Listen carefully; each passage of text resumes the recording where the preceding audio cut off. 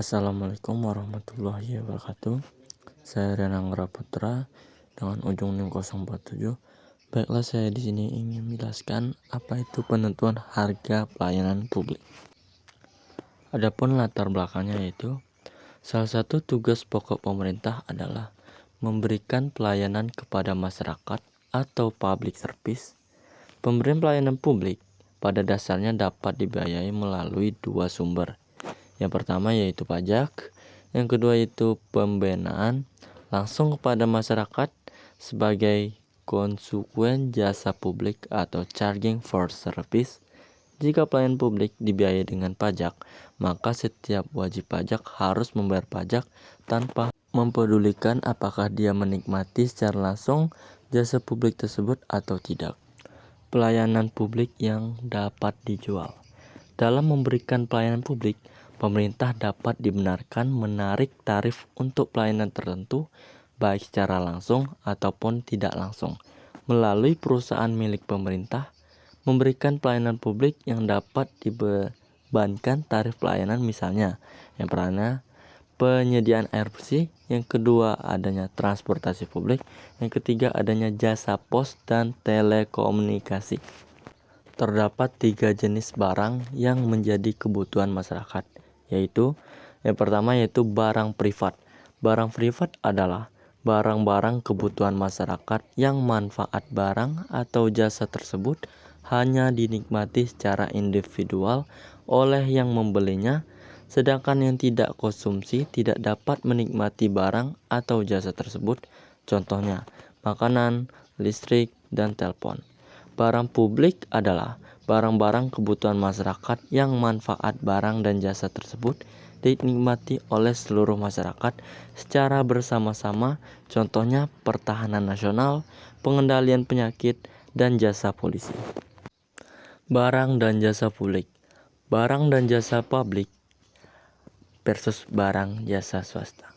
Menurut Presiden 2025, barang publik adalah barang kolektif yang seharusnya dikuasai oleh negara atau pemerintah. Sifatnya tidak eksklusif dan diperuntukkan bagi kepentingan seluruh warga dan skala luas. Sedangkan barang swasta adalah barang spesifik yang dimiliki oleh swasta, sifatnya eksklusif dan hanya bisa dinikmati oleh swasta. Konsep-konsep pokok barang dan jasa publik. Suatu barang dikategorikan sebagai barang swasta atau publik dalam kaitannya dengan tingkat excludability dan persaingannya.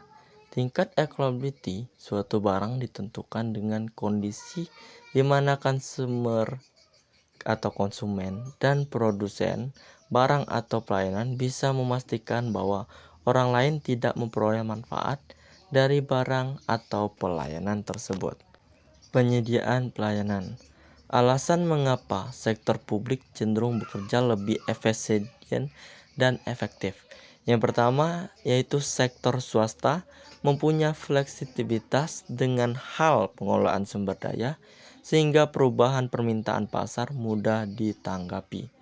Yang kedua, adanya persaingan pelayanan mendorong lebih baiknya mutu pelayanan dengan harga yang lebih murah bagi pelanggan. Perubahan kelembagaan. Ketidakmampuan untuk memahami cara baru dalam mengerjakan sesuatu disebut kebutaan paradigma.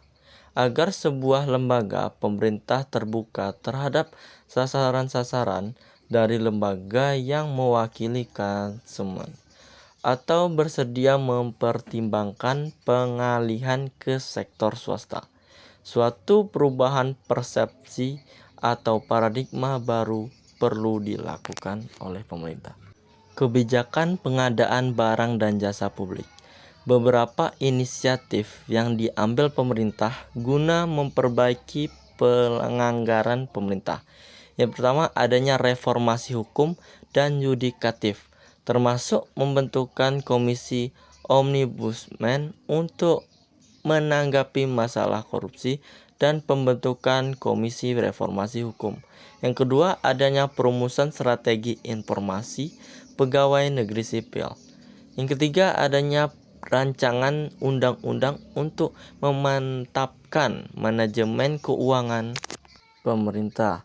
Yang terakhir, adanya pembentukan komisi anti korupsi agar hilangnya tingkat korupsi di Indonesia. Kesimpulan dari pembahasan tentang penentuan harga pelayanan publik dapat disimpulkan beberapa hal sebagai berikut. Pentingnya penentuan harga yang tepat. Penentuan harga yang tepat sangat penting dalam memastikan keberlanjutan dan kualitas pelayanan publik. Harga yang ditetapkan lurus, mampu mencakup biaya operasional dan memberikan nilai tambah bagi masyarakat penerimaan layanan. Yang kedua yaitu prinsip keadilan dan aksesibilitas dalam menetapkan harga pelayanan publik. Prinsip keadilan dan aksesibilitas lurus menjadi pertimbangan utama. Harga harus adil bagi semua penerima layanan dan tetap